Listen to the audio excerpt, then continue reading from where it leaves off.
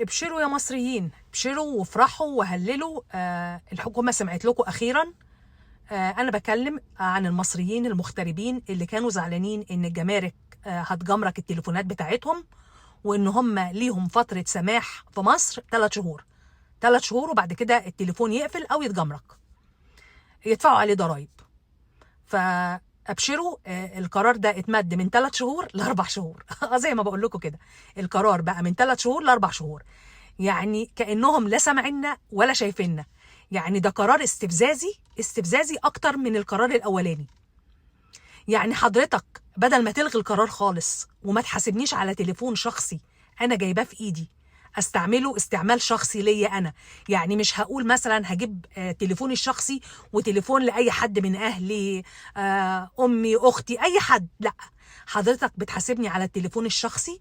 وكمان مدت لي، يعني علشان يبقى عداك العيب، مدت لي فترة السماح بتاعته من 3 شهور ل4 شهور. يعني قرار استفزازي اكتر من القرار الاولاني بجد. طب هو مين اصلا هيقعد في مصر زيارة 4 شهور؟ مين؟ ما حدش هيقعد في مصر زيارة 4 شهور. يعني اللي بيبقى جاي من سفر في دولة خليجية ولا في بلد أوروبية ولا أي حاجة بينزل شهر شهرين.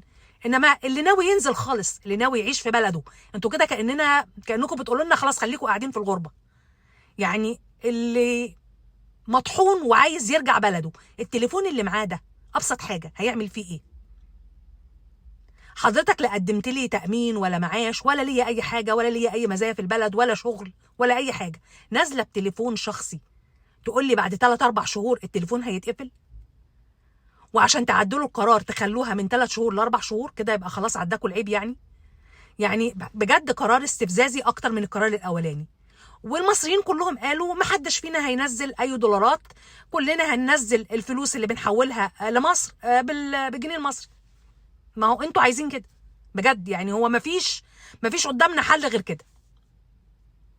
يعني احنا قلنا هتتراجعوا عن القرار، هيتلغي، هتقولوا لا دولتنا مثلا ايه يعني نازلين بتليفون، دول حتى ما جابوش اي تليفون لاهاليهم، فكده يا انا نازله اقعد على طول يا اما ارمي التليفون في اي حته يا اما ادفع ضرايبه اللي هي قد ثمنه.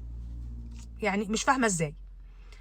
لو عايزين محدش يتاجر في راي، مجرد راي، يعني مجرد رأي قريته وعجبني، ان حضرتك او عايز تمنع البيع والشراء او التجارة. ممكن حضرتك تجيب التليفون واي حد يبيع تليفونه من المغتربين يبقى بسيريال نمبر، ويبقى البيع والشراء عن طريق منصة، الشراء والبيع عن طريق منصة، يبقى عن طريق منصة تابعة للدولة. اللي عايز يبيع تليفونه يبقى عن طريق المنصة ديت اللي تابعة للدولة، ويبقى بالسيريال نمبر برقم، واي حد هيبيع تليفونه يدفع نسبة. يبقى كده حضرتك ما حكمتش على الكل. يعني مثلا لو انا عايزة انزل ابيع تليفوني هتاجر فيه، خلاص ماشي ادفع النسبة دي، النسبة اللي تحددها الدولة. لكن لو انا نازله استعمله عادي زي كده، نازله استعمله استعمال شخصي وناوي اقعد على طول، ما تحاسبنيش وما تدفعنيش عليه جمارك. ما تحاسبنيش وما تدفعنيش عليه جمارك، ده انا نازله استعمله. يبقى كده فصلنا بين الناس اللي عايزه تتاجر والناس اللي نازله تستعمل تليفوناتها. ده لو ينفع القرار ده معاكم او ينفع الكلام ده. لو عايز تشجع الاستثمار في البلد يبقى ترخص المنتج وتزود الجوده، ترخص المنتج وتزود الجوده، مش بالاحتكار.